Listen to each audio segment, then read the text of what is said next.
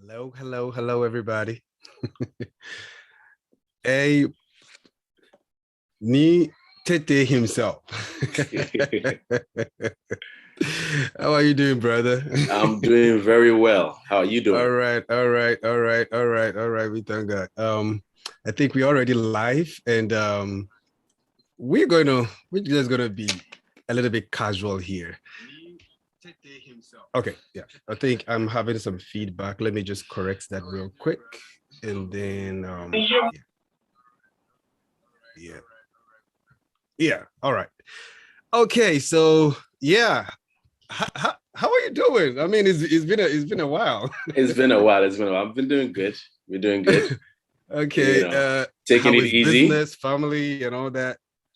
New dynamics, new challenges, and then of course new opportunities. Giving Okay. us a chance to look at different ways of creating and different Mm-hmm. ways of positioning ourselves and getting things going. So um, it's exciting. It's exciting Oh, times. Yeah. all right, all right, all right, all right, everybody. Welcome to African Live Art. We connect African art forms, instructors of African art forms, history, tourism to the world. And today we are privileged to have Ni Tete Yartey, my senior colleague at the University of Ghana, to be with us today to discuss few issues about uh, his dad's legacy, and we see how the conversation goes. So you're welcome. You can bring in your questions, and if there is enough time, we'll go through them. All right. So welcome everybody again to African Live Art. All right. So let's get the ball rolling.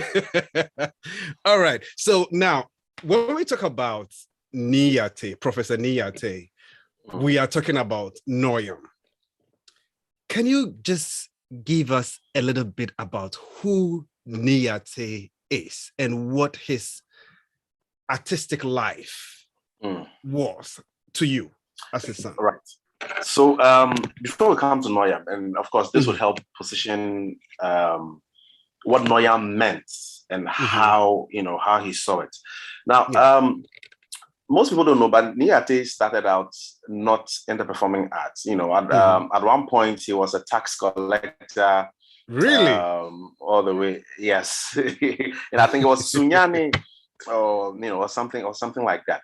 And I think he was done in Accra one time, and then met the late Mario Poku and Nketia.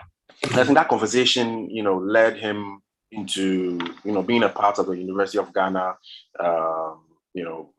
situation where, he studied dance, and, that thing came out. But he came from a background of performers, and, his upbringing in Bukum and the Greater Accra region, where you have that, cross-cultural mingling of ideas and aesthetics and what have you, because you had fishermen, coming in from other parts of the West African region. Accra was the hub. You had Europeans and foreigners also in the mix. So that vibrancy, he immersed himself very beautifully in that.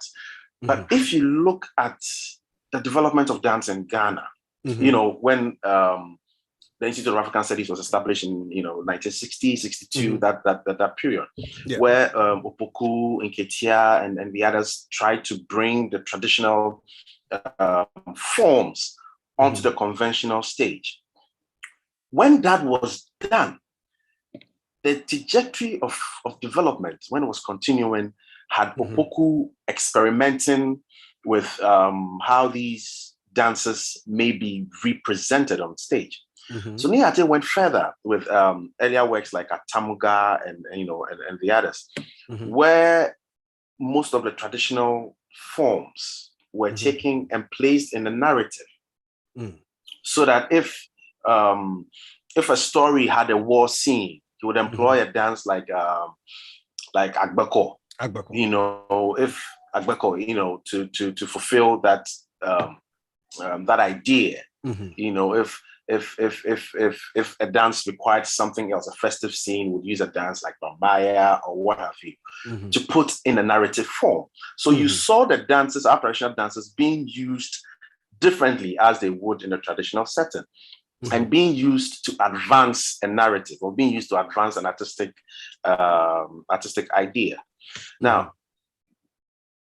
to which extent he could go, he dwelled, heavily on his philosophy, that he always believed that the traditional forms always borrowed ideas, but they borrowed compatible ideas to help in their development. And then, of course, this is seen typically with the Akan drum ensemble, where the hourglass drum, the dono from the northern region, is part, of the drum ensemble. And even amongst the guys with dances like Tigali, the hourglass drum is represented, as part of the ensemble. But you first had to understand what the core element was. Then you'll be able to identify compatible forms that can be used to advance it.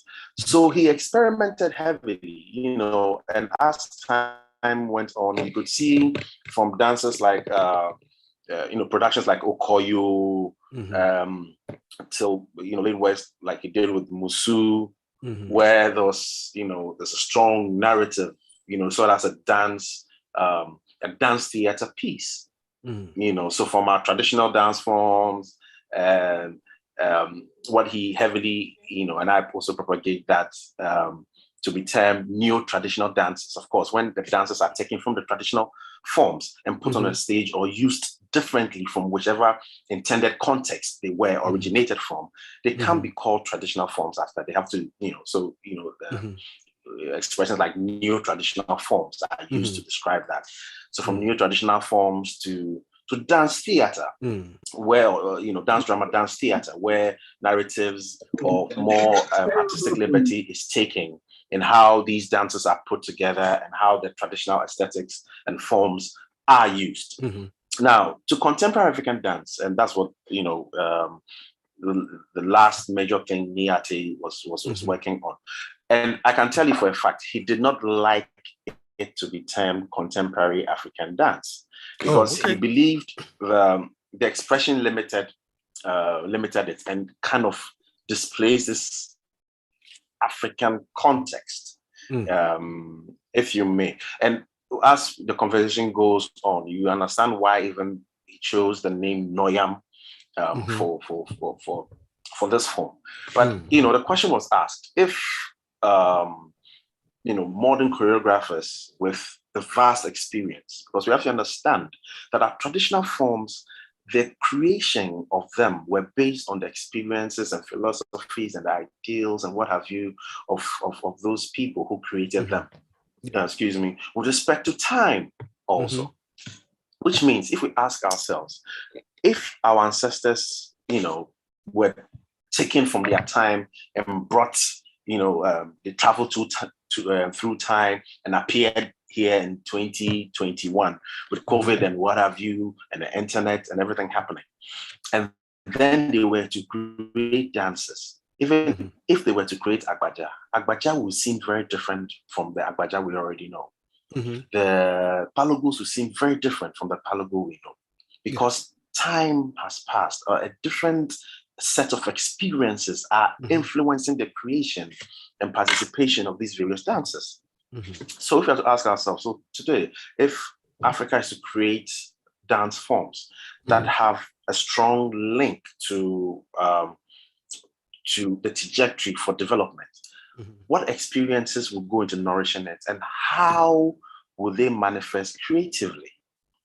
Because, and I always say, even if you take tea, the way a Ghanaian consumes the tea beverage is very different from how a Chinese or a British or an American or what have you would consume that beverage. There is some uniqueness and some personal or background experience and philosophy, what have you, that comes with that, you know, with that act of consuming tea. The Ghanaian wants the bread, you know, you don't slice little breads for, you know, little bread for Ghanaian. You know, we literally will break the bread. The tea will not exist in small cups. It's a, you know, it's a whole ceremony. If you, you know, if you see how families consume tea, it's a whole ceremony, even though it's the same tea. So when we come back to dance, if we are creating dance in today's age, based on our experiences, how do we create the dances that if they are standing alone, they still maintain that Ghanaian, how do I say, identity in them? And he always saw this idea permeating in other aspects of life. And it goes to tally with Kwame Nkrumah's the African personality concept, where whichever aspects of life we are approaching, we need to look at it through the African lens and ask ourselves, how is that related to our development? You know, from our governance system, our way of, you know, conducting commerce, our way of creating and appreciating art, you know, all these things come to bear. So with, for now, we still call it contemporary African dance. What Yartey was looking at was to create a Ghanaian form, you know, that relied heavily on the traditional aesthetics and pre-existing traditional forms. Because he always said, he said, and I'm quoting him loosely here, I am not facing my past because that is not where I'm going. But I would not go to my future without it. You know, and this kind of encapsulates the idea of, you know, the way he saw contemporary African dance, that you're creating new forms, but they have to have a bearing and a strong, you know, tapping into the traditional forms. Because two things happen. That way, the traditional forms are to a large extent preserved, because once you keep creating from them, anytime you access them, you're giving them a new life. Anytime you want to create from them, because they still have to exist, it's imperative that you keep them alive. And then he saw these two forms, our traditional forms and contemporary African dances that would be creating, you know, based on inspiration and, you know, what have you from those forms, to be able to exist side by side. And one of the fears, and I, you know, I find myself in that situation, is that if we're drawing from our traditional forms and constantly the various Ghanaian traditions that gave birth to these forms are slowly dying out, it means we'll get to a time that we don't have these the basis to richness. Yes, the richness of this heritage to draw from. And as artists, we need to keep a keen eye on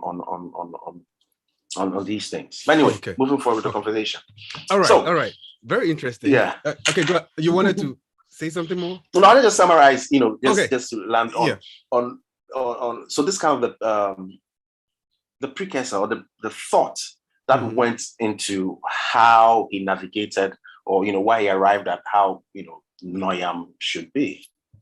Okay, so I know that within the traditional forms, there is always a friction between traditional bearers, as in the, you know, the custodians of tradition. You go to, let's say, a particular traditional center and you want to learn their dances, and the products that they see at the end of the day, that is the learner and the owner. So, for example, I remember Professor Fuchu Adinku would always say that when they learned the traditional dances from the custodians of tradition and they brought it to the University of Ghana and took it back to them, they normally told them that they have spoiled the dance, you know, in quote, meaning they were not doing the dance the way the original, the indigenous people were doing it. Did you see that kind of ideology, or did you hear people say that to what Professor Yartey did to the traditional dance, where he picked on the traditional element or the basic element to create his new forms? Yes, and this is a very strong debate that you've brought up, and yes, there is that existence of some, for lack of a better word, animosity towards how the traditional dances are being used. Now, this is what I always say. The point where these traditional dances were created, if we could go back in time, I can bet that they look like contemporary dances to the people of those generations. Because we have to understand, if we take any of the traditional dances, they did not exist at a certain point in time. Yeah. And then at a certain point in time, they came into being. At that time, they were not traditional dances. At that time, they were contemporary dances to the people. You understand? It is after time has passed, generations have passed, and then we retro look at them. If they've been able to survive the test of time and been incorporated well into the cultural activities of the people, then they become traditional dance. And even so, there is always minute changes that occur in these dances as they're moving from generation, from one generation to the other. But what we need to advocate for is the understanding of how these dances came about, what purpose they were trying to serve, how they served those purposes. You understand? Yes. But of course, understand, and even when it comes to the question of who are the custodians of these various traditional art forms, it is because collectively we have not shown proper interest in those areas that the burden, and I'm using the word burden here because it's a burden to be part of people, who are left to have to preserve a whole heritage of a people. We should be very ashamed of ourselves. Because if collectively we've always been actively participating and actively rejuvenating and actively being a part of preserving these things, it would be a collective, how do I say, a collective developmental step that would happen on its own. You understand. So yes. These are some areas that we truly need to look at, and then because I can assure you, most of our art forms are dying out, and it's not just the dance. Because when we take our traditional dances, it's not just the dance. It's a wealth of a heritage. It's the politics of the people. It's a religion of the people. It's the ideas of the people. It's the history of the people preserved. So once these elements are being lost, invariably the efficacy and the deep rootedness of our art forms are also dwindling, and eventually they'll become shadows of their former existence. Now back to the question you asked. Yeah. Yes, at the beginning of Nyata's works, he faced a lot of criticism, and it is expected because let's face it, we don't take change, we are creatures of habits, and change isn't something we readily, gravitate towards. But this was because of how the people, in fact, that's why I think how, and this might sound a little controversial, but I think we're a little hypocritical when it comes to our art forms and its preservation and its development. On face value, we don't care if there's a festival, why not participate? If there's a dance, the current generation will not send our kids or send our family members to go and participate in traditional art forms. But we'll be the first people to stand on social media or stand somewhere and say, we're losing the tradition. This is happening. This is being changed. This is being changed. And what have you? Forgetting that it takes everybody to collectively participate to keep these traditions alive. So some, if the argument is coming from the fact that we think we need to strengthen the various cultural activities that help, by extension, strengthen the art forms, our dance forms, by extension, it totally makes sense. Because, of course, it's from these forms that we use to create whatever new forms people in my area are doing. It don't make sense. But if it's just from uninformed, space, and just because no matter what we do, tradition is dynamic. there would always be a change. No matter what, there would always be change. As the people interact with other cultures, as the people learn new things, as the people discover new things, all these knowledge is, it's put back into the tradition, which in turn informs the poetry of the people, in terms informs the new creation of the people, and what have you.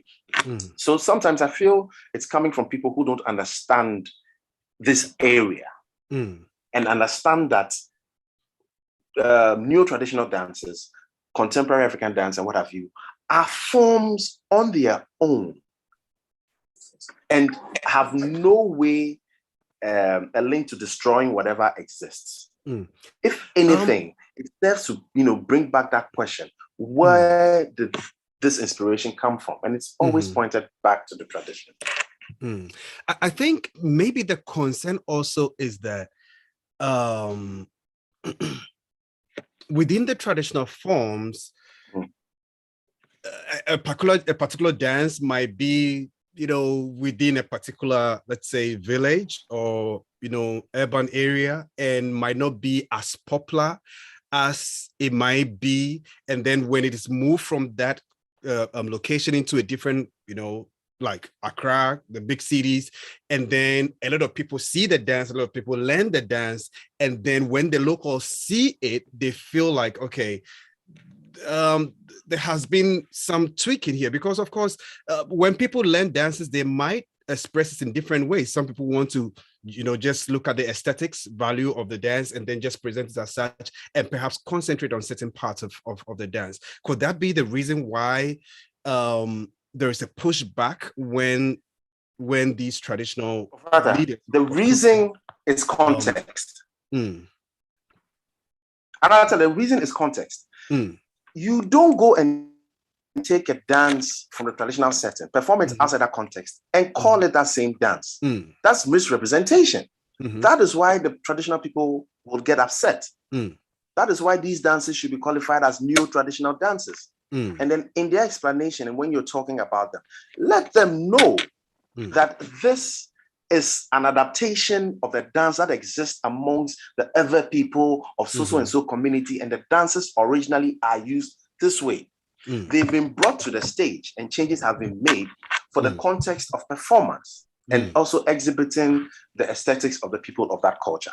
I don't think the people in the village will be very upset if that happens, because they know that you have paid. It's like writing, it's like, academic writing. You reference where the original is coming from. And there is a way of doing that, but there's proper referencing. And where your own ideas are, there's a way to write that also. So the problem has always been with context and how those, that context is referenced. All right. Don't go and call something that should be a new traditional dance a traditional dance. I think it's an insult to traditional people who work hard to keep it. Okay, great. So coming back to Professor Nyarte's contribution to dance, how do you think that the reception was with his style of dance? I don't know whether I'm right to say the Noyam technique, if that's a word you would want to use, but how well did Ghanaians or the consumers take his dance forms? Okay, so I can't speak for every Ghanaian, but I can speak to the consumers.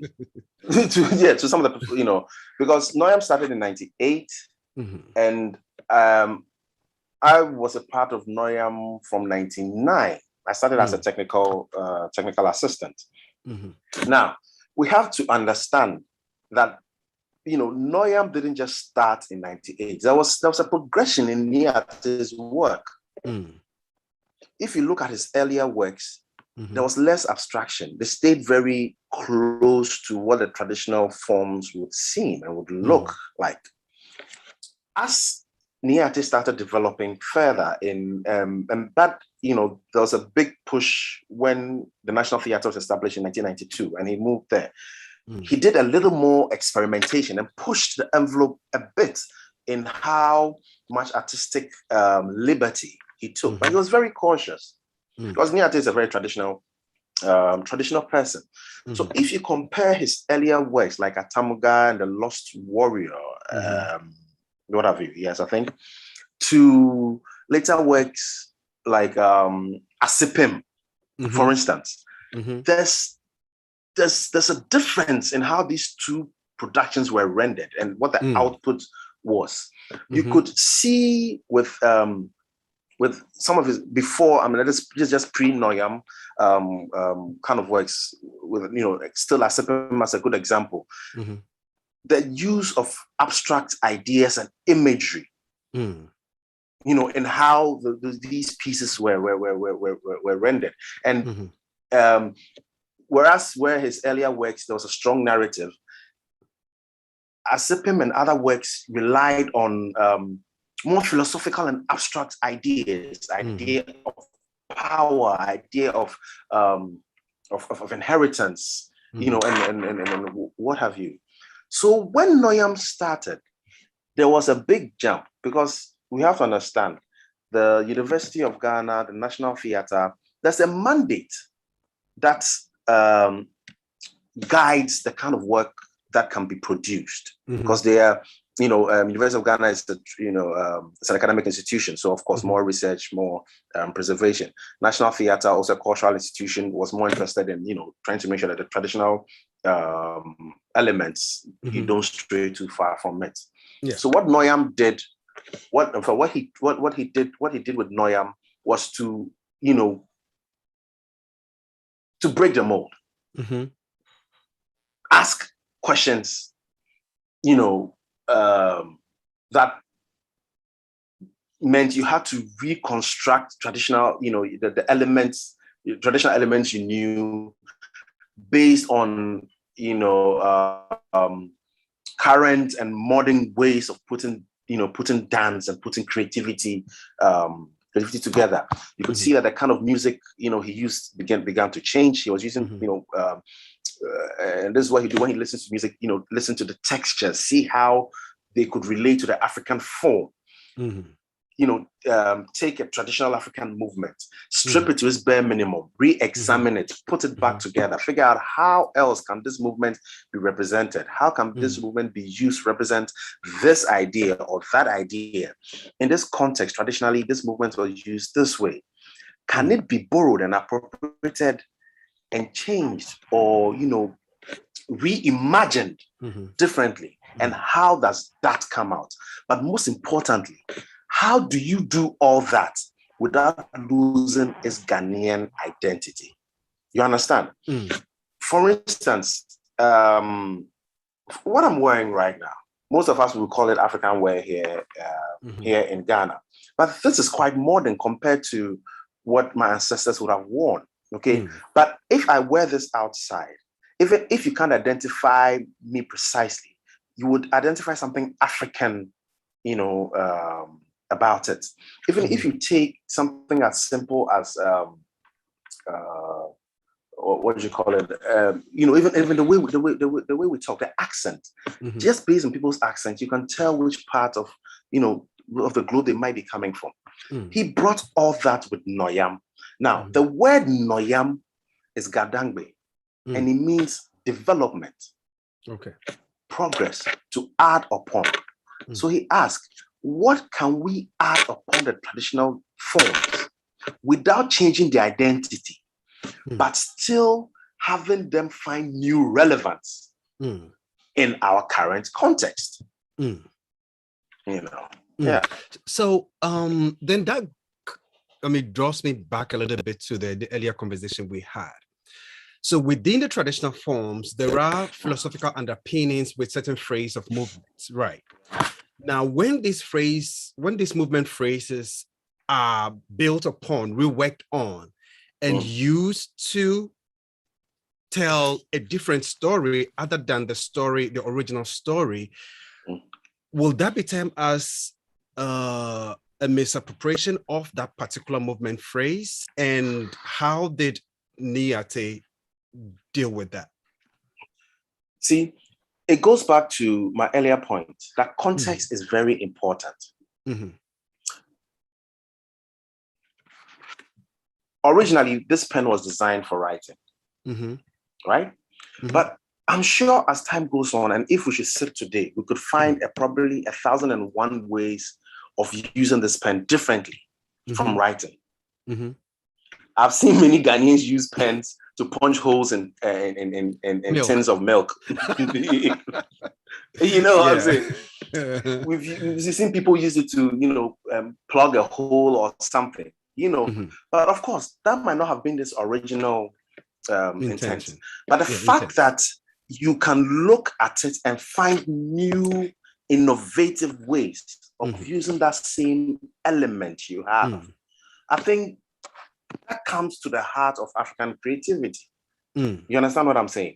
And this is what Yartey tries to do. And he never calls contemporary African dance traditional dance. And he's never in any way, shape, or form advocated for that being done.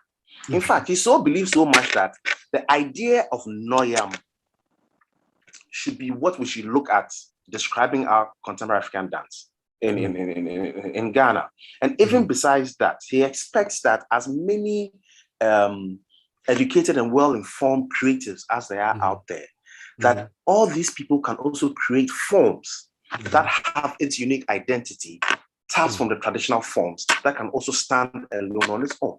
So it means Noyam aside, we should be creating new forms, and based on strong philosophies rooted in our traditional forms. And that is where we're losing that. So Yartey did not fear or shy away from the fact that he was borrowing from the traditional forms. In fact, if you look at throughout our history and how various art forms are created traditionally, it's always taking inspiration from things around you, historical events, meeting with new cultures, and incorporating that, synthesizing that, and then creating new forms that reflect, the ideals of the people. In this case, traditionally, of course, the choreography or any artworks belongs to the community. We have shifted from that.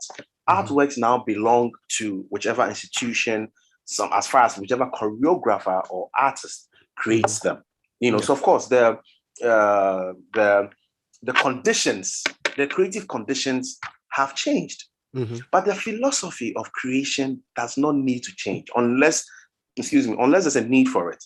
And for him, the philosophy always remains: how do you create new works that have Africa and Ghana, for that matter, at the core of their identity? Yes. So why was that very important to him, if I may ask? The Ghanaian identity, the African identity in their art form. Why was that very important? See, it's, Yartey, of course, he studied partly here and partly in the USA, and he got the opportunity to travel a lot. But I think there's always that fear of losing Ghanaianness, if it makes any sense. Because he was keen, I remember most of the time they'll be rehearsing in the house, and then they go through certain movements, and then he would scream, and you can see frustration, and he would say in Ghana, meaning it's looking too westernized. And there's one thing he always said, and I'm loosely quoting him, that even though we're in a global village, once you get to the table, there's something you're supposed to bring to that global village table. There's a voice you're supposed to bring. But if you're constantly speaking in a foreign voice, at the end of the day, you would have nothing to contribute, because you cannot speak a foreign voice more than the person where that voice is coming from. You cannot play the violin, the way a German would play for an orchestra. But you can take the violin and let the violin sing Agbeko. You can take the violin and let the violin sing Nyunkro. You get it? So you are free to borrow the elements, but you have to make them African in how they are rendered. You get it? So that's why it was important to him that there's development at a very fast pace. But if we are to be taken serious on the global stage, we have to bring something unique. And that unique thing is our heritage, because nobody can be more Ghanaian than the Ghanaian, just as nobody can be more British than the British. So I don't expect a Ghanaian to be British, just as I don't expect a British to be Ghanaian.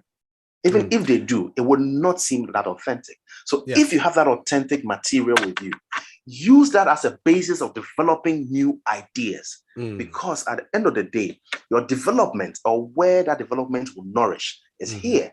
And if you bring things that do not find compatibility, you have failed. And that is why we are regressing as a people. Okay. I mean, on a lighter note, recently I saw a video on social media where you were so angry about the naming of a street by... I was so upset. I mean, American name, not American name, but, you know, street names in America, or city names, you know, American city names. I was like... I was extremely upset because I came home from work. Anyway, for those who don't know about that, I saw this on I think on Nietzsche's, I'm not sure whether his Facebook page, but somebody had, I mean, I think they were naming the streets, and then on his street they had named it Kansas City, or no, but they named my street Oklahoma. And the next city was Connecticut. The one behind me was Dover. And I found that very appalling. Very insulting. I mean, yes. I did not see. Was it real, or what? That was a No, it's real. I mean, no, I'm not kidding you. It's real. It's a thing. It's real as we speak. You understand? And this is at the core of the problem we're having. And an extension to this conversation, that our traditional elements are not used properly here. My street's name is Oklahoma. It means that youngsters growing up here will see the street name Oklahoma. They'll be in a hurry to go to Oklahoma to go see the place. In Ketia, JH in Ketia live, the lady, his house is just 2 houses away. We did not even have the common sense to name the street after somebody like that. Name the street after somebody like that, so that a generation would ask, who is that? And they would say, this is somebody at the development of, you know, dance and art in Ghana, were once at the forefront, and they went into the community and developed and, you know, researched, so that we have greatness attached to images we see. You've named Oklahoma. I'm still so heartbroken over it. I really hope people are. Anyway, hopefully I'm not sure how that whole naming system occurs, but probably that's a conversation for another time. I mean, it's very appalling. But going back to Yartey's work, what would you say that was the difference, the major difference between his style of dance creation and other Western forms? See, Yartey did something which was, you know, even though was not new because it existed in the traditional form, but the way he used it was pretty novel. Now, and even if you compare Ghana's contemporary African dance forms to even our neighbors in the French-speaking countries, you can see to which extent Europe has a very strong influence on. Some of the French-speaking countries, it seems very closer to what European contemporary African dance would look like. But if you take Ghana's form, the heavy use of creativity within the movement, because and this was something I found very unique. In the Western forms, when a choreography is done and the choreographer sets the piece, it stays that way. There's no, it stays until the choreographer changes. What I noticed Yartey did with pieces like Comb and Suchenda, there were parts of the piece where the dancer was allowed some liberty. Improvisation. And this is something that exists within the structure. And this is something that exists in the traditional forms, in some of our traditional social dances, that the dancer was allowed to lend a voice.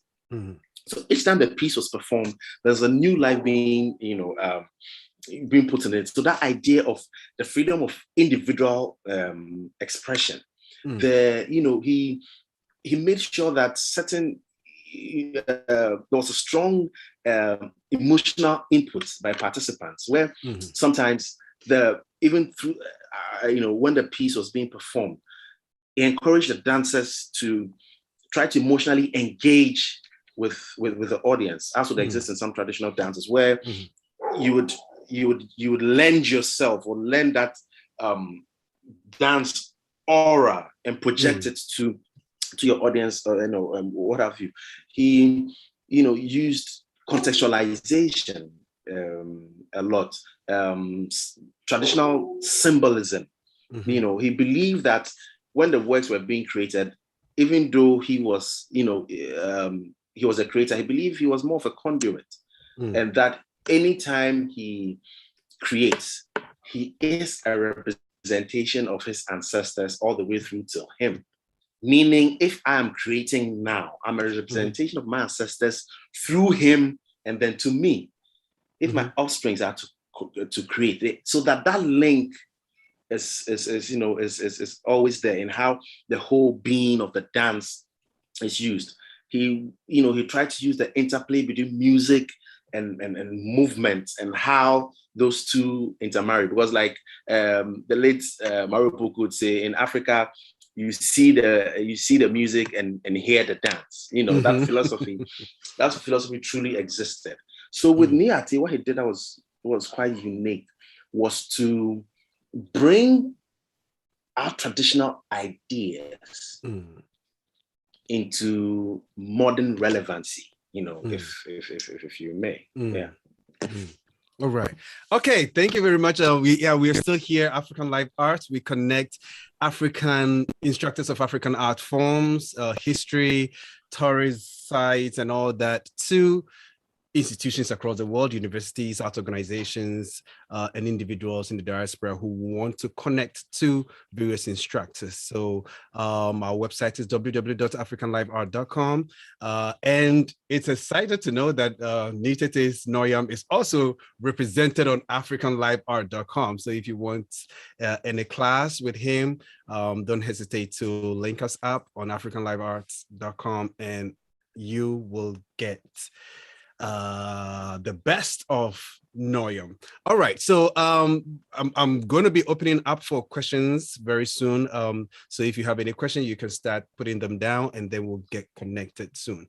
All right, so there is this very unique thing about African traditional dance that even in my classes over here when I teach, I try to drum it down into the students' understanding that to the eyes, the music, the body is interpreting what the music is saying.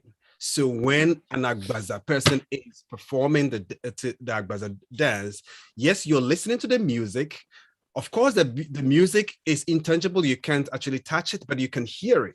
Now, look at what the body is doing. The body is telling you what the music is saying.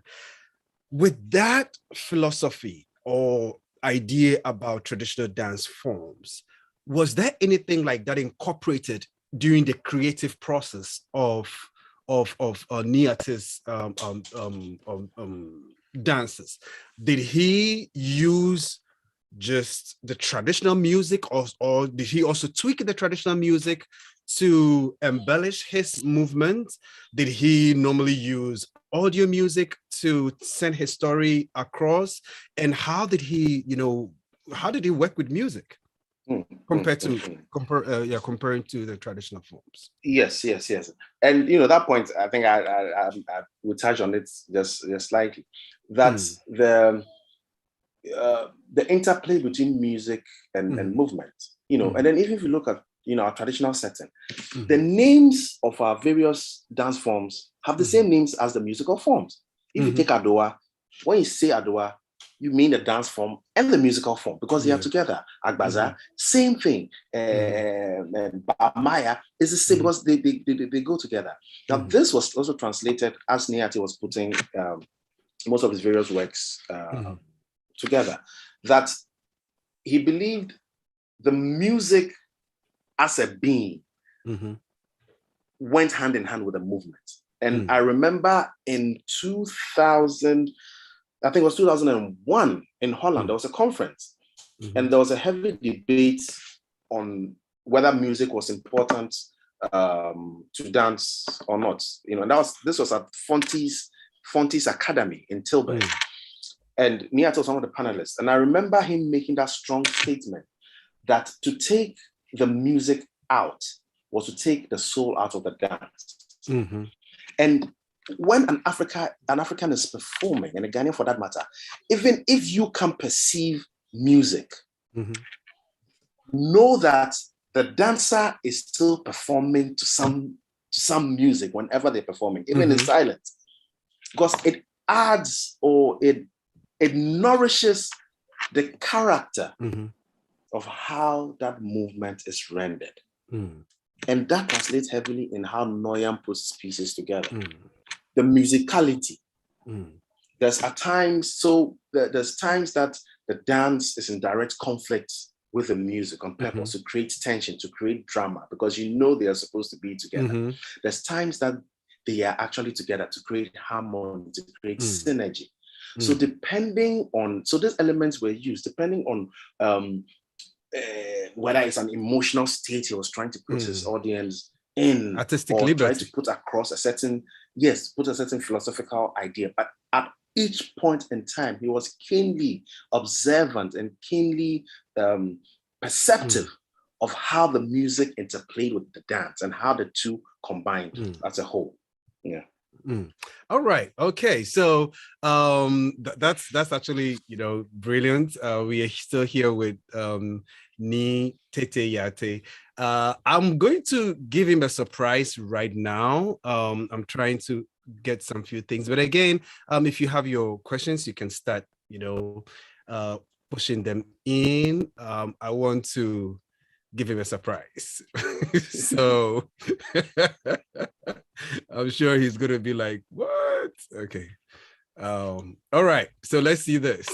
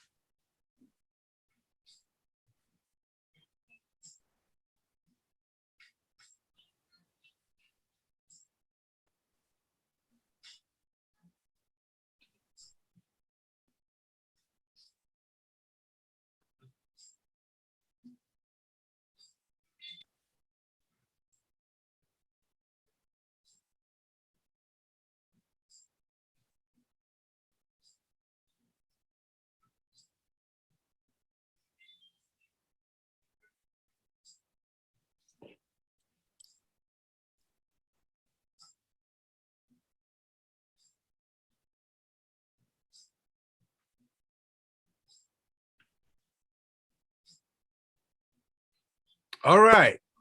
So we can keep going and going and going. And I think it's just genius when you actually take time to look at Professor Nyati's works and how his works has influenced other artists, and I'm sure yourself as well.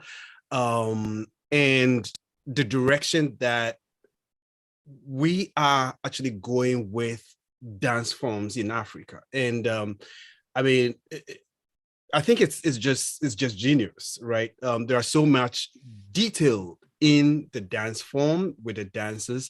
I'm going to come to how the selection of dancers in Noyon, but before we go into there,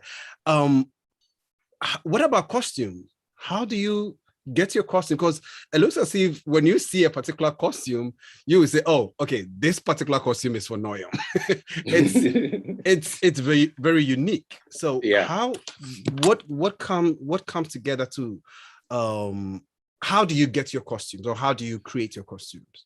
So this goes beyond just the costume. Because I told you, Noyam is a philosophy. It's an idea, and that is what influences guides artistic decisions you make. So just as with the dances and how the movements are selected, how the movements are rendered, we are paying attention to how the traditional elements inform the idea of aesthetics, the idea of beauty, the idea of symbolism, the idea of what communally we see as good or bad. Same thing comes to when the costumes are being made, how the music is selected, the narrative, how the narrative, is put together. But to your specific question on costume, I feel colors. So that's more in the warmer spectrum of colors and more natural tones, because traditionally, our ancestors would use tree bark or tree leaf or certain flowers or mud or what have you to make patterns on clothes they would wear, or would use elements within their traditional or natural surrounding as inspiration and as material to draw. So when costume is being selected, Noyam would always gravitate more towards earthy colors, use of cowries, calabashes, tree bark, those kinds of textures, leather, in putting, those the various costumes together. In putting a costume together, there's an idea of abstraction where you stay away from very long, clean lines. You'd use abstraction. When in the patterns you would make, the line would always break and be very angular when it's a male costume, and be more, rounded and curved when it was a female costume. So these ideas were finding their ways in the costuming, in the spatial patterns on stage, the kind of movements that, male, female movements, and how they interplay on stage, depending on how all these things are used. And also whether the costume helped in advancing the imagery when it came to the movement. All these elements were put together, just as traditionally, these ideas were used to put costumes together. Same questions were being asked, but they were asked in this day and age, based on the materials we have available. How do we still draw and create a Ghanaian or an African recognizable image on stage? Right. Great. Okay, so let's do one more. This is a little bit I think it's shaking a little bit, but we will make do with it. And I think this was a performance that was created in recognition of the one of the presidents that died.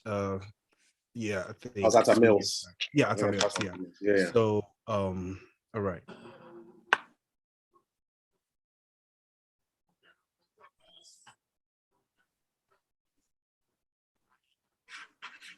But we cannot see the video. Oh, sorry.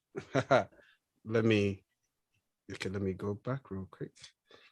What happened? Okay. Is it visible now?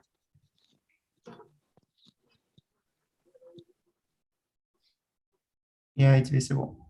Okay.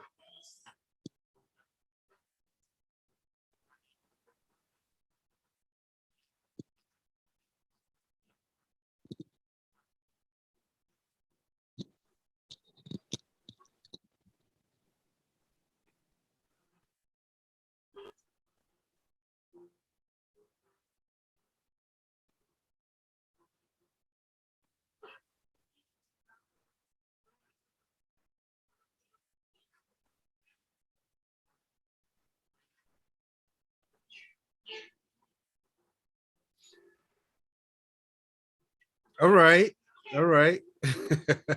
So that is also another wonderful piece by Noyam. That's just brilliant. So okay, let's open up for questions. But before that, my last question, which is, what is the recruitment procedure? for Noyo? So with Noyam, just like any serious performing institution, respects that you know how to dance before you come to us. Just like being an actor, respect that you know how to read your script and get, what your business on stage would be. And then we start developing you into a unique style of performance. So you should know, at least you should know some, even if not at a professional level, a vast amount of traditional dance forms. You should be good with that, because it's based on that we start building and putting our forms together. And is there any projects that you are thinking of doing? What is the current project? So that is coming up? So there's two main things we're working with Glasgow University on a research program where we're on a research project where we're looking at conflict and how the arts plays a role in either mitigating or advancing. So there's research wing, but on our day-to-day activities, we have performances happening in and around Accra and what have you. So we always have something happening in Noyam. There's opportunities for training up there in Noyam. There's opportunities for residency. And in fact, I'm putting it out there because I know there's two people who've logged in, Julius and Leslie. Yes, we are supposed to do a project together, and we have been talking about, we have mentioned a couple of times. Leslie, we need to bring down to Ghana. Okay. So now it's open to all that. Okay. Yeah. All right. Okay. Oh, I didn't know. Leslie. Yeah. So yeah. now you know that. Yes. No. She knows. She's spoken about it a couple of times. So we just need to bring her down here. Julius also hasn't been with us for a while, so he also needs to come in. Sure. All right. So now it's open up for questions. Let me see whether there is any question in the chat. Okay, the first one I see says, how can we best preserve Yartey's legacy, especially outside Ghana? So, Yartey's legacy. Yes. First of all, by understanding Yartey's philosophy of Noyam, Yartey doesn't need, he didn't advocate for, if it's a simple man, advocate for himself, being projected. You call Yartey for an award, you just sneak in and wave and then go back. But what he stood for was the proper development of our art forms, the idea of Noyam to add upon, to develop upon without destroying the core. So as artists out there, as choreographers, as researchers, anytime you take a traditional work or traditional activity and then you help in this preservation and also look for, if you want to develop it, look for compatible elements for its development, you have done a great service to Yartey's legacy. Because once you do that, you are doing Noyam. Once you speak about traditional art forms and trying to find relevance in today's world, you are doing Noyam. By extension, you are preserving Yartey's legacy. And that is what he pushed. All his students, he always pushed for that. How do you develop? But how do you develop using compatible elements? Drawing deep from within the roots and then using that as a springboard. So once you do that, you are preserving Yartey's legacy. But directly, you can support the Noyam African Dance Institute. If it is coming to just interact with the performers and the community, because Noyam has a strong link with the Dodowa community. You want to give a workshop, you want to give a talk, anything you can do to help train and develop the next generation of artists. Listen, over at that, you, I, all the people on this page, we will die and go. But how do we make sure that the next generation have drunk deep in the well of our heritage, that it becomes that resource that they can use to develop? It is not naming our streets Oklahoma. That's right. You get it? But naming, yes, it's something as simple as that. Naming or using elements and symbols that have proper link to the traditional forms and have meaning to the people where these things come from. That is Noyam. That is proper development. Okay, that's powerful. All right. Okay, so Leslie says, okay, I think when we're dealing with the music aspect, she says music motivates, inspires movement, whether it works together with the music or in conflict. So I think it goes to address the same points that you made earlier on.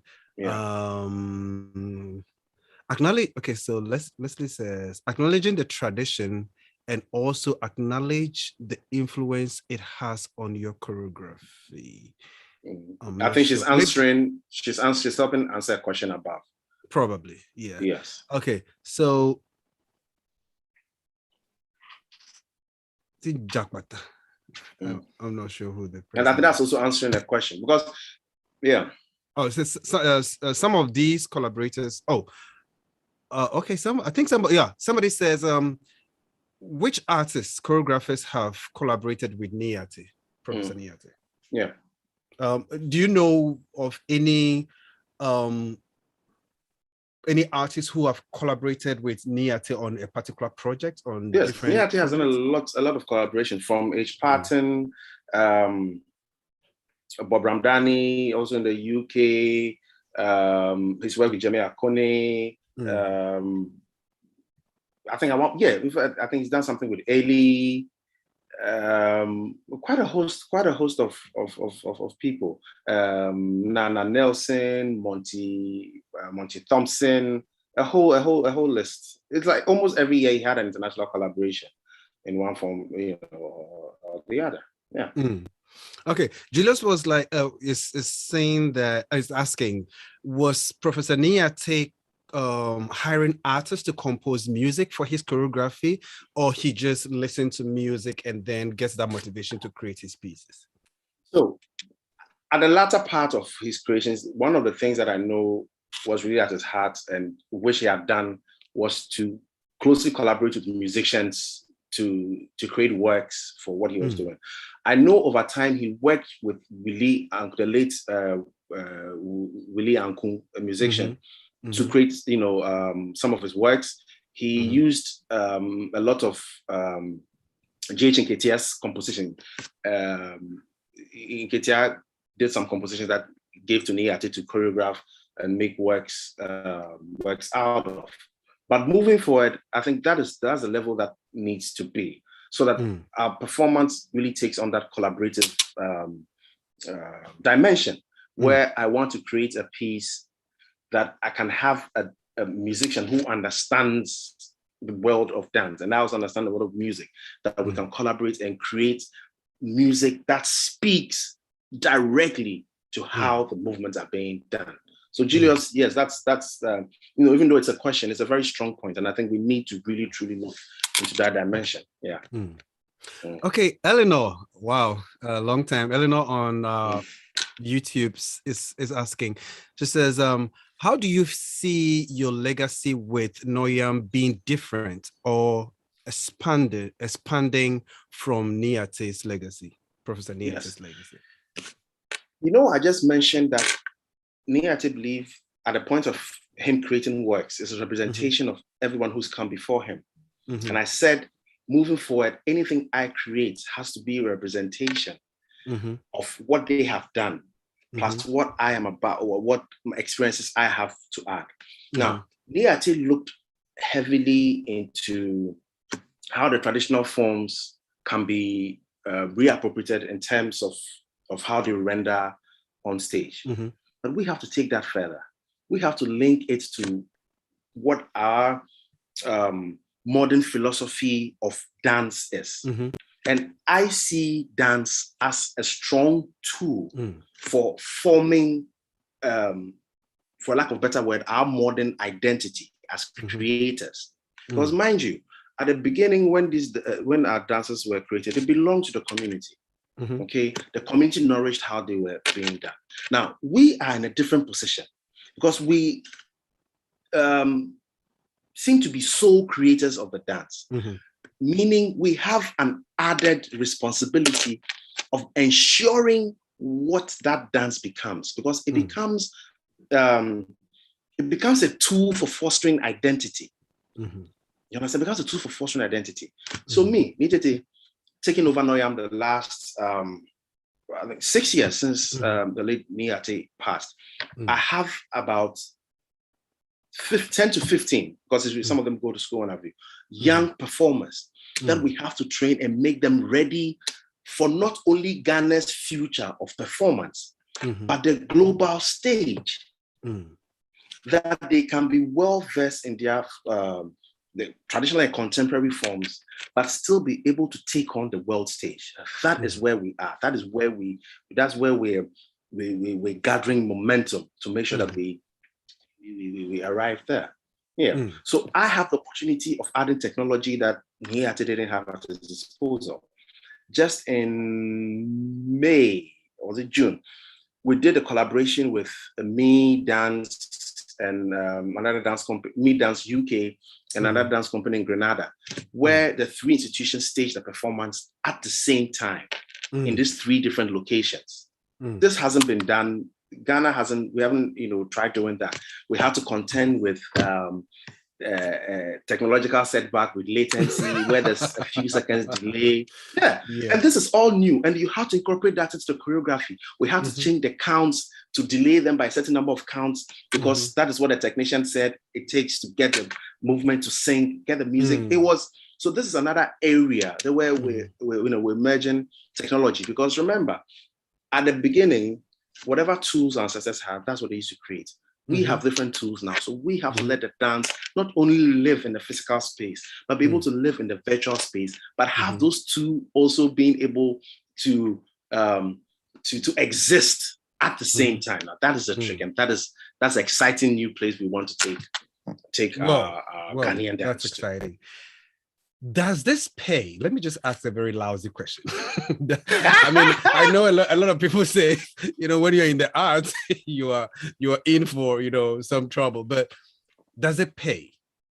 Of course, I mean, we can't lie ourselves. Of course, when you have a dance institution like Noyam, you're thinking about, people who are dancing, people, of course, utilities, all these things. How is this sustainable? How is it economically viable in our part of the world? And if it is not, what do you think we should do? So we have to understand, artists globally face challenges, even pre-COVID, okay? That you have to have certain well-structured economies have provisions within their budget to support the arts, because they believe, a country that has a lot of creative people develops. Okay. Now back to what we have here and whatever constraints we have. Dance or the arts does pay. It might not be, and of course it's a spectrum. There's people on the far end where they're getting many gigs, you're traveling or what have you, and there's people on the other end where it has to be supported by other forms of income. But that exists everywhere. The potential to make it big in Ghana exists.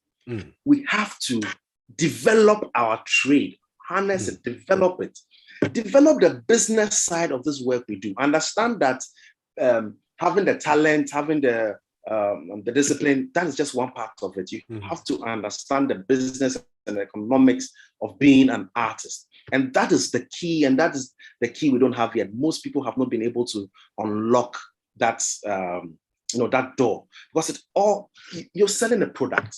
It's how you position, how you market.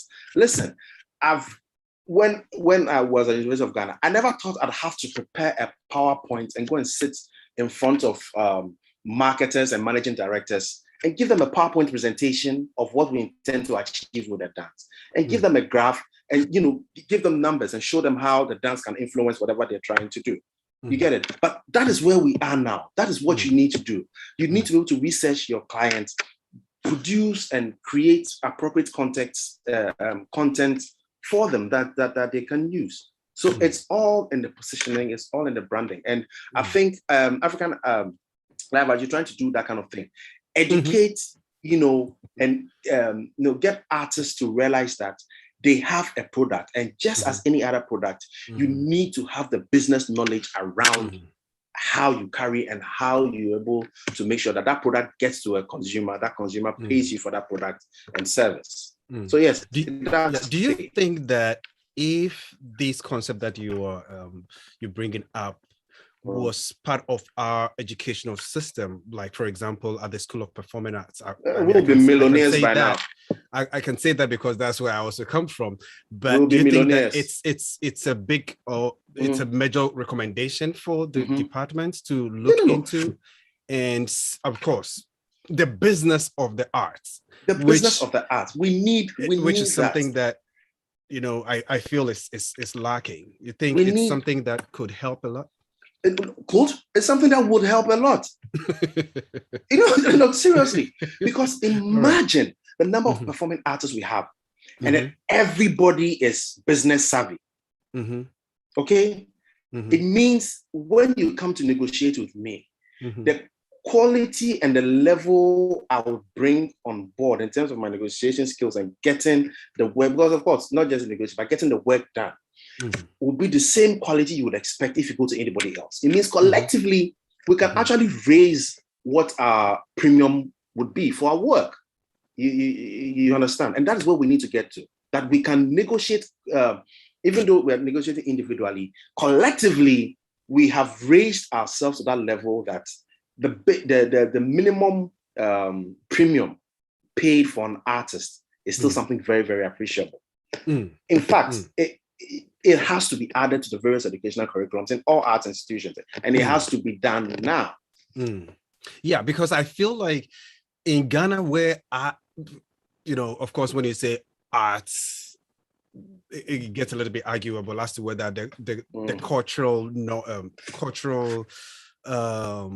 products, I would say, whether you can situte them as art or whatever. But for now, maybe in this context, we just say that there is an abundance of art forms in our traditional system, and of course we have institutions like the University of Ghana that nurtures students. And I feel like if this is a concentration, right, where a lot of people are given the necessary tools to use their art forms to actually make a lot of money and actually address the business aspect of it, I think it's going to really go a long way to help a lot of people. Because of course, okay, I wouldn't want to go there, but Akina is here, and Akina says, Prof said out of the traditional dance was the emergence of other dance forms such as new traditional dance, contemporary. Okay, so her question is, what is the difference between traditional dance and new traditional dance? Okay, so remember, I'd mentioned context. Our traditional dances, let's replace the word dance with tool. In a traditional setting, the dances were not just dances; they were tools used to advance a cultural intent. So when there was a festival and the dances were being performed, they were not just dances; they were a part of the activity. Realization, realization of that festival. You get it? So it was a tool within the overall traditional cultural intent. Now, when you come to dance, the idea of dance theater.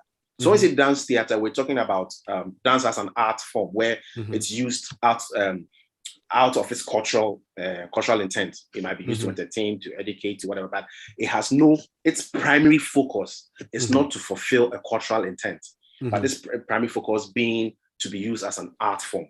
That is where dance as art comes in. That's a global umbrella, under which your new traditional dance will come.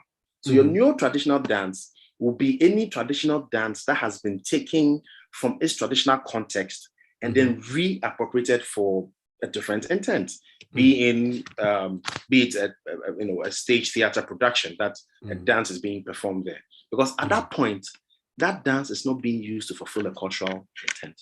It's being used as an art form. We've already broken the barriers. Yes, you've already broken the barriers. You've taken it from its because changes would come inside, and then of course, contemporary and I think so.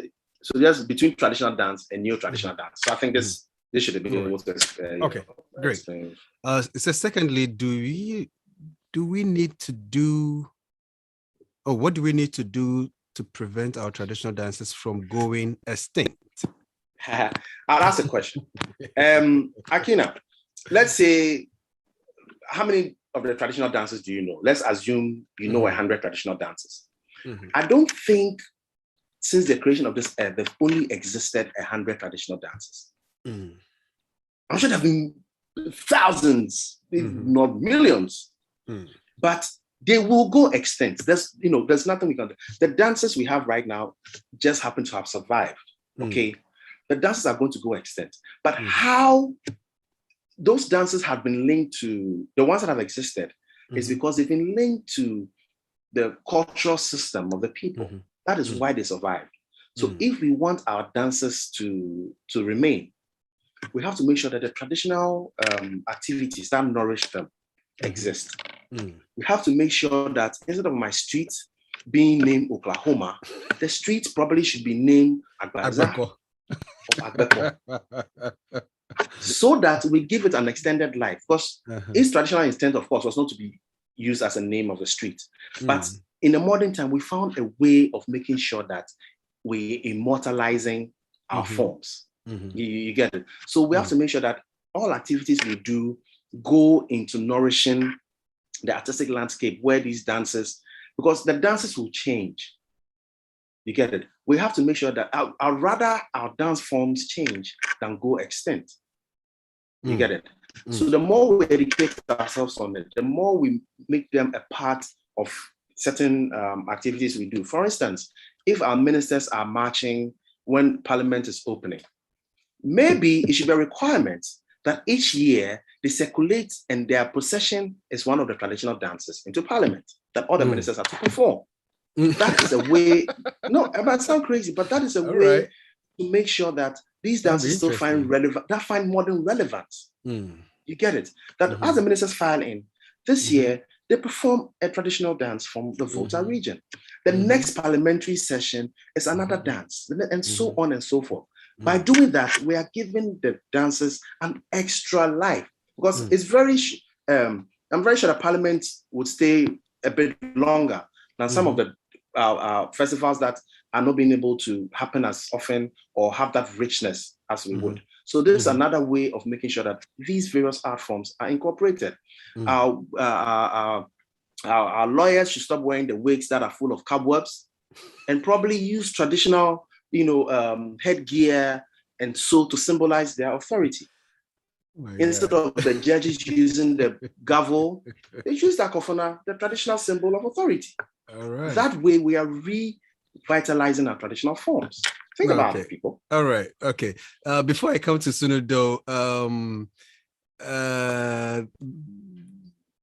Joseph Peterson is asking a question about it. He said, is our traditional art forms struggling to be accepted as compared to the popular dance forms? Dance God Lloyd, Ziggy, and a few guys have fast risen these few years. Is there a possibility of collaborating with them in a way to speed promotion and awareness of our art form? Asking for a friend. So yes, that can be done, but you have to understand that popular dance, it's supposed to be vibrant, and you're supposed to, because how many years ago did Azonto come? How many years down the line we're doing other popular dance forms? The area of popular dance is supposed to be vibrant, it's supposed to be dynamic, it's supposed to keep moving. It does not necessarily, of course, it draws, and this one, scholars like Terry Ofosu would be able to talk even deeply to it. It draws from social happenings and current situations. The traditional dances, as we have, are nourished, and I keep saying, are nourished by traditional activities and traditional elements. If we don't want them to die, we have to find ways of making sure that there's longevity in their execution and how they're being used. Finding new ways of making sure that those traditional dances are performed. If you look at what Dance God and Ziggy and other people are doing, they also need the traditional dancers to exist so that they can extract the aesthetics in helping them create the new forms that they are doing. So these two forms can actually coexist. And of course, they can feed into each other, but we have to give people like Ziggy the room to develop, whatever area they create, because they can push it further than we will be able to do with the traditional dances. And then we make sure that our traditional forms are, they stay relevant, they stay vibrant, they're being used as often as possible. All right. Thank you very, very much for that. Sunodo is here. Sunodo, you can unmute yourself and then ask your question.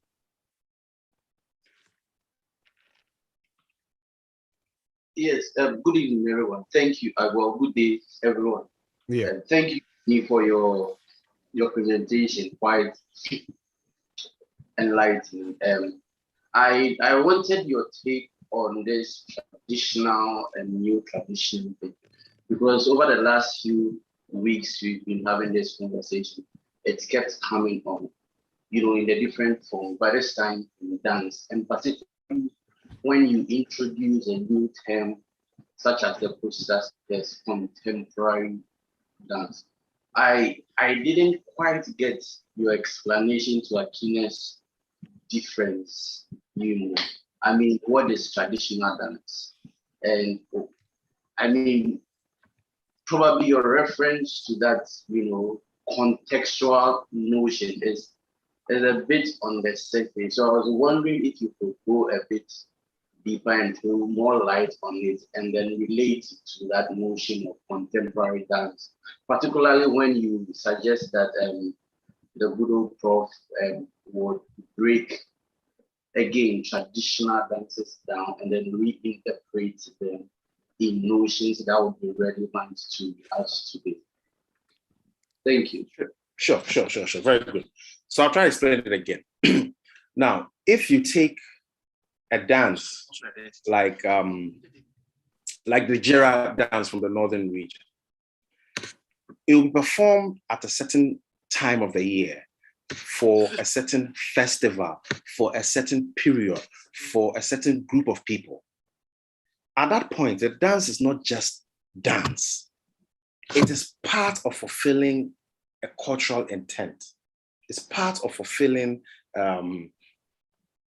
a cultural whole or a cultural activity. You get it? Even though it might render itself out as a dance, but at that point, it's a tool and it's a part of the being of whatever event is happening at that time. Now, if I should go to the north right now and even take those dancers from that festival, bring them to the School of Performing Arts, Mariopoku Dance Hall, put them on stage, put lights on, bring a different set of audience, bring all these theatrical things. Just the fact that I've taken it from its traditional setting and brought it to a new place. And at that point, it's not being used to fulfill the festival up at North. It's being used to probably entertain a group of audience. Yes, at that point, it would be wrong to call that dance a traditional dance, because at that point, it's a certain context that makes it the traditional dance that is being used to fulfill that cultural intent. It's been taken away and it's being used differently.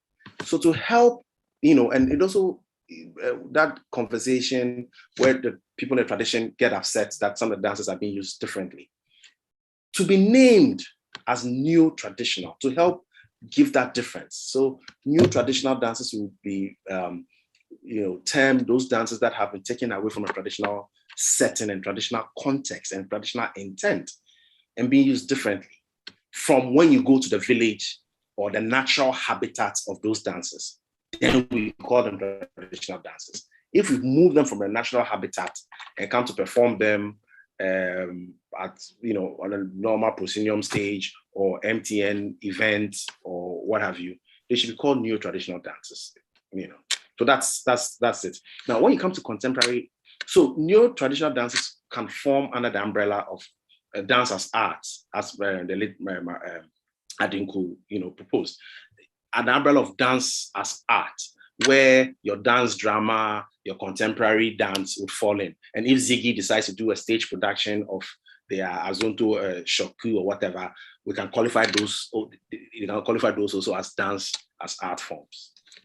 I hope that helps clarify. Okay. Can I do a quick follow-up? Okay. Yes. All right. So I do get the notion of contextual performances of what I would term indigenous dances. But when we introduce the idea of a traditional dance, then it is not about what the people are saying it is, because the people don't say it is a traditional dance. The people call them for what they are. They call it akshat for them. So they call them those. This notion of traditional dance is what probably researchers, people thinking about the music being made, would refer to them. So I probably the descriptions and how we are thinking about what we do and how we are characterizing them. For instance, I mean, you guys do contemporary, dance, and I'm trying to look at how this contemporary dance speak to me today, how it relates to me today, how it is probably not similar to what I would see, let's say, in Durban, to what I would see, let's say, in the Americas. But then it comes again to the idea of, let's call this group of dances traditional, but we don't even know why we are calling them traditional. Then there is that, what is the word? This word, there is that dilemma to understand what then becomes contemporary. I was following the angle where you speak of, Prof, rethinking and all those movements. And I was wondering, at what point does this, since you are saying we are all going to that, at what point does these contemporary, dances become the idea of traditional dance? Again, then it comes back to what traditional dances are. I don't know if you're getting my point. I get you. So let me just throw this out there. The dances we are calling traditional dances, of course, were not termed traditional by the people who created them. It is whenever you're looking at them back in time, and whichever scholars around that time try to find ways of classifying these various dances. That is why we can term a dance like Agbaja or whatever as traditional dances. Now we can. But at the point when those dances were created, and I keep saying, they might seem as contemporary dances. And I'm using the word contemporary loosely to mean something occurring, at those times. Let me give a different analogy to help you with the contemporary idea of contemporary African dance. Supposing you have a cup of coffee, and then you have milk. The dilemma is, how much milk do you add to the coffee that it gets to the point that it stops being coffee with milk and becomes coffee flavored milk? You get it? And it's that question that we're going through now, because you have to understand that Noyam is still in the process of being created. It is a movement. It's not something that happened in a year or two, or something that is, we say at the end of 2021, Noyam has ended. It's a developmental progress, and it keeps going. And at each time, it's reassessed. 50 years down the line, researchers, 100 years down the line, 200, researchers will look back and trace its trajectory, and also would form new ways of really identifying them. Because honestly, and I said this at the beginning, we use the the phrase contemporary African dance to describe it because we haven't really come out with something, we haven't found a proper replacement for that expression. That is why the Niates form or Noyam form, because Noyam is not postulating the absolute for what Ghana's idea of contemporary African dance should be. And the title of this conversation would even say, suggest that Niate, the legacy. So this was Niate's philosophy and how that institution is built and how that institution is trying to draw ideas and then use them. So eventually we should have your idea of what contemporary African dance should be, and that will inform how your creative work is being rendered on stage, how you choose your movement vocabulary, how the music interplays with it, which part of the indigenous and traditional elements you think find relevance in your creative philosophy. You understand? So that is the direction that things are going. Okay. All right. Thank you for that. Uncle, okay, if anybody has any other question, the person can unmute themselves and then go. But for now, Uncle Terry has a question. It says, do your members have salary, or is it pay as you go?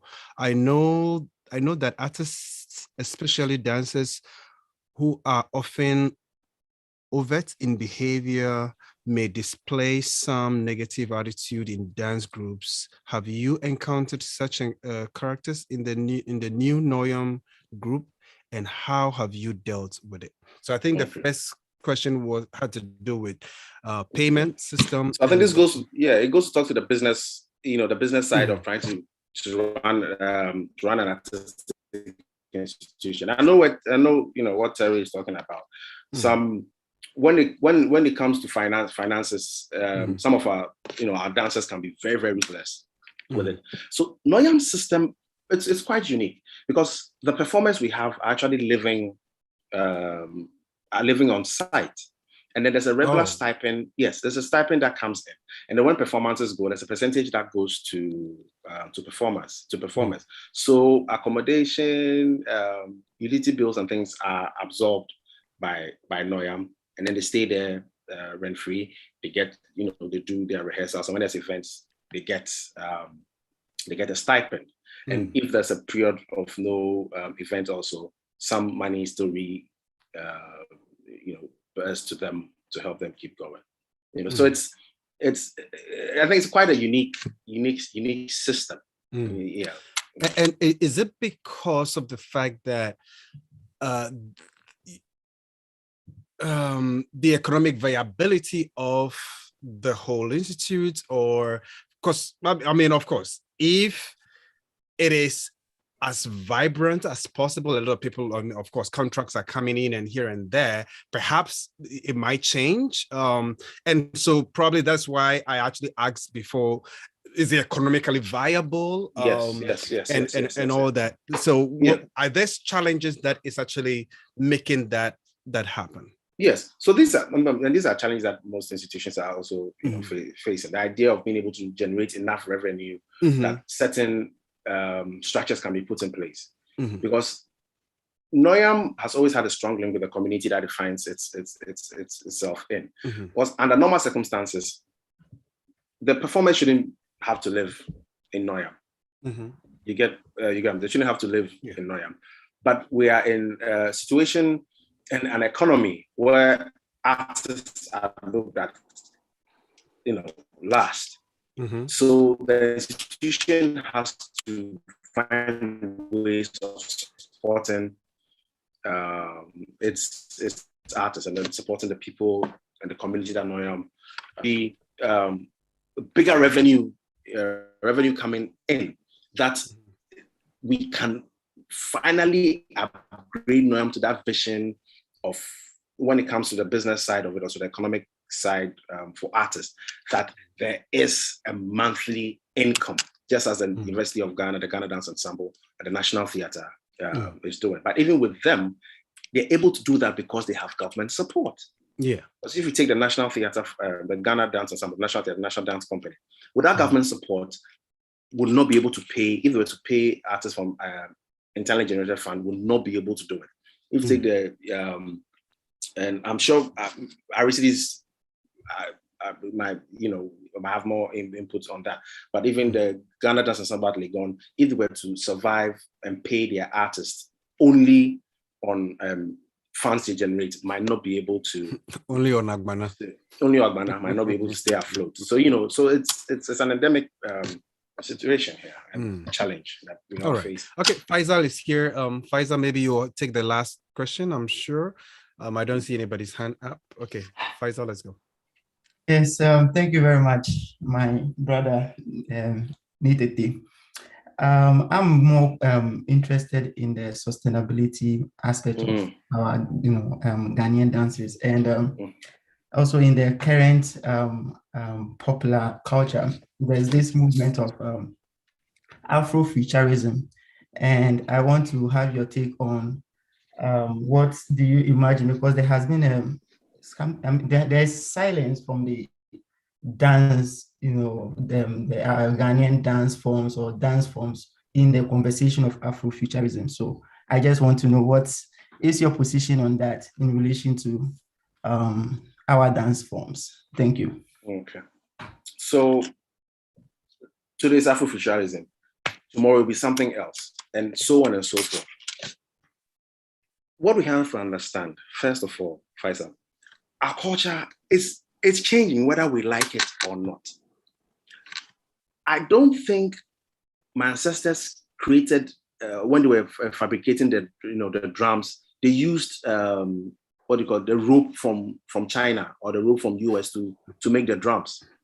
But you go to a shrine today and look at the drum closely. Besides the leather and the wood, other elements are from abroad. It will surprise you that the leather was imported from somewhere. You know what I'm saying? Even if you take some of the costumes that we're wearing today, African print, it's printed somewhere by some other company that doesn't belong to Africa, and then we're using here. So the changes they are happening. We cannot stop them. What we can do is to make sure that whatever we are bringing in, we've educated ourselves enough that we're able to identify compatible elements that we can bring to enrich how the various art forms are rendered. Because I don't know, and I'm just guessing here, but if we went to the villages today and then picked any traditional dance, and then moved maybe 200 years back in time and put those two dances together, I'm sure the people 200 years back would be like, hey, where's this one from?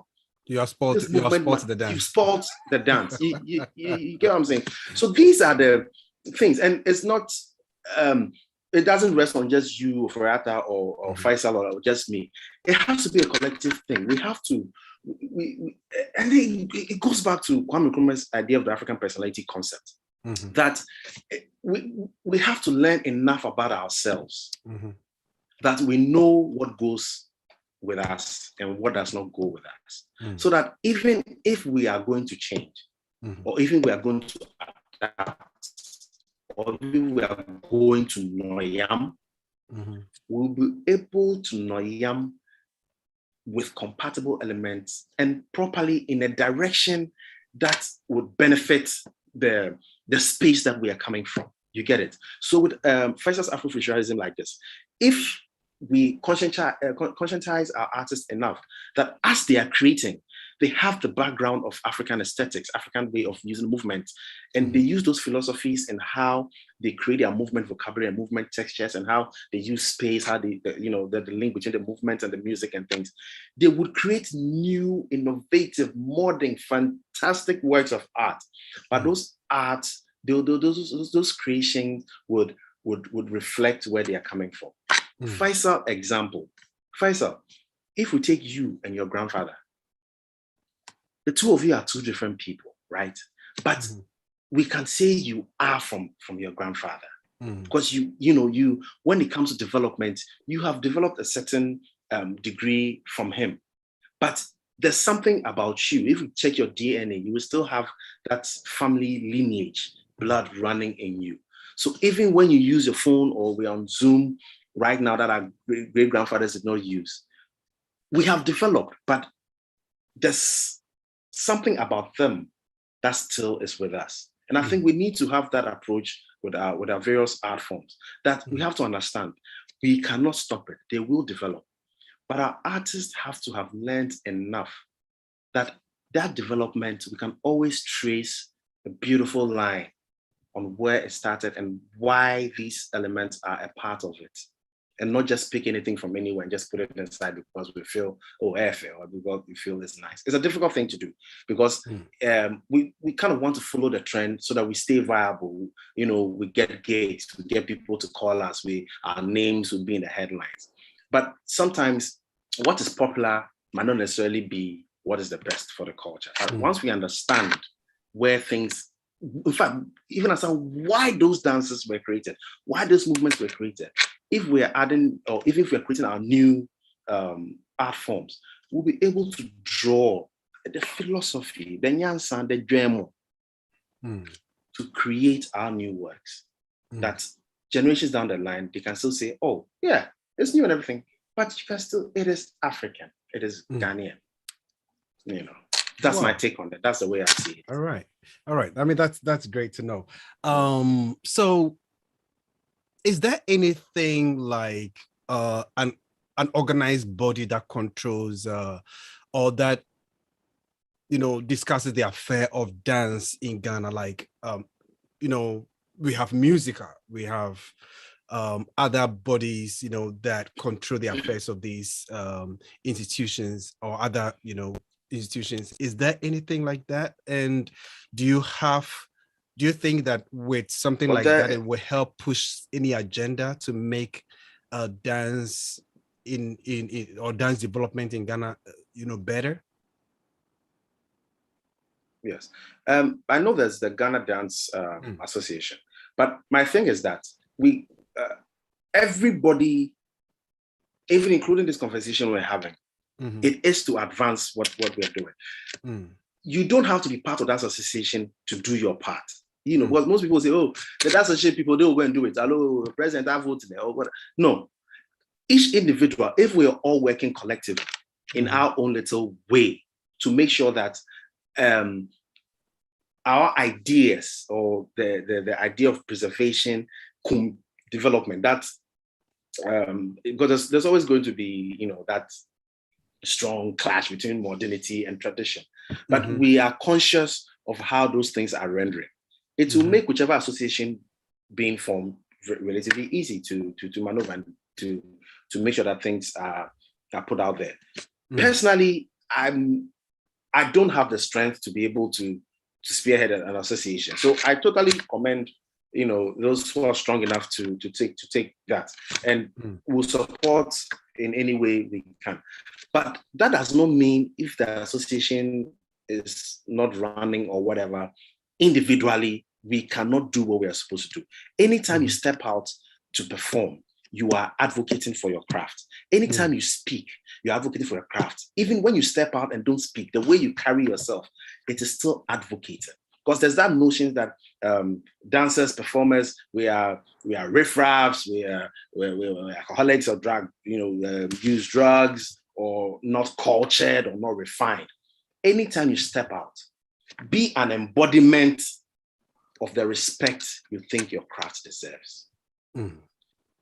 All right. Okay. Great. I think we've had a fantastic time discussing the legacy of Professor Yartey. I can't really sign up without sharing this with everybody. Before we go with Bukom Boy, hold on.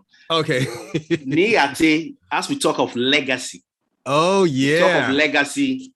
Okay. This is Yartey's gift to us. And this was the last thing he worked on. Yeah. And even we had to publish. So that is even, you know, okay. This is Yartey's legacy to us. This is the last thing he majorly worked on. That we even had to publish, you know, it came out even after he had passed, because this was his dream to us. African dance in Ghana, contemporary transformation. It captures what Yartey's vision for dance in Ghana was. He looked at the traditional setting, how dance exists, his take on modern aesthetics, and how the role of the modern choreographer, and how you have to position yourself for development. This book is out. Grab your copy. I think it's Is it on Amazon? Google it. It's online. It's on Amazon. It's a really fantastic book. And the nice part is that the ending, it opens you up to future possibilities. So by the end of this book, you personally can chart a course stemming from these ideas, So it's an amazing book. Everybody should grab All right, recommended for everybody. And of course, I think this is the last talking, right? So thanks for having me. And then let's keep the conversation, people. All right, great. But before we leave, I can't really sign up without showing some snippet on this one. One of Nietzsche, I think, the tributes to Professor Nietzsche.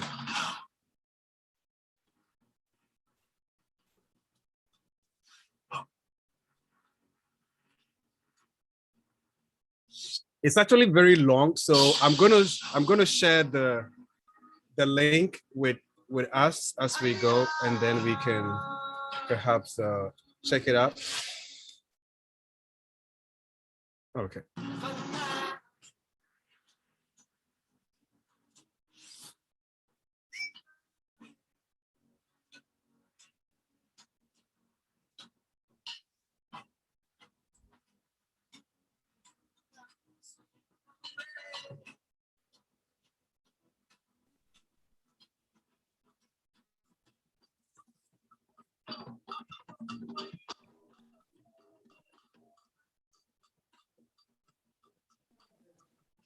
Yartey is having an interview. So this is a documentary about his dad. Hello.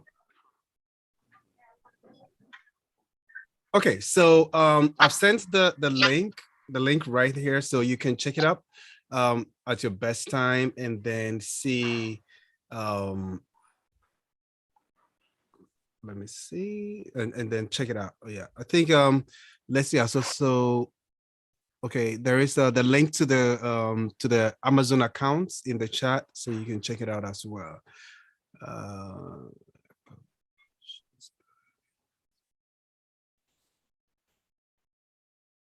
Okay. Yeah, I think Peter says I published this book and can supply copies. You can email me. All right, so yeah, Peter is also here with I think when you check the chat, there is a link there where you can get the book if you need more copies as well. So yeah, thank you very much. The link to the tribute is there. You can check it out, and then play the tribute from 24 between 24 minutes and 26. Okay, 24. Okay, 24. Yeah, just skip it to 24. 24. Okay. As someone whose work sought to represent the spirit of Africa and Africans, this is the Yartey I know.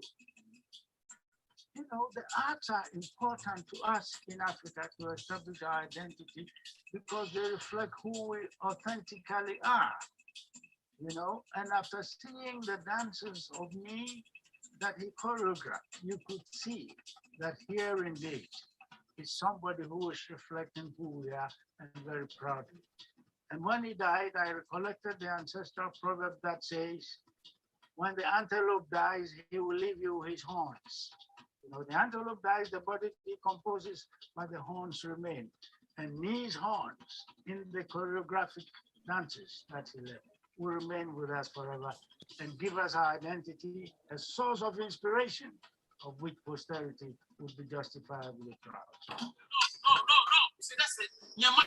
All right.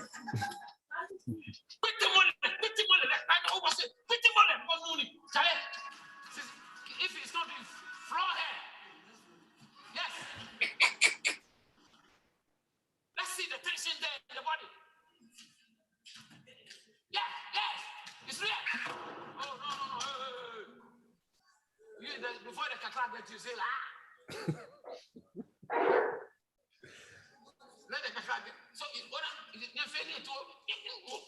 it's real. So if she make a mistake, throw it down.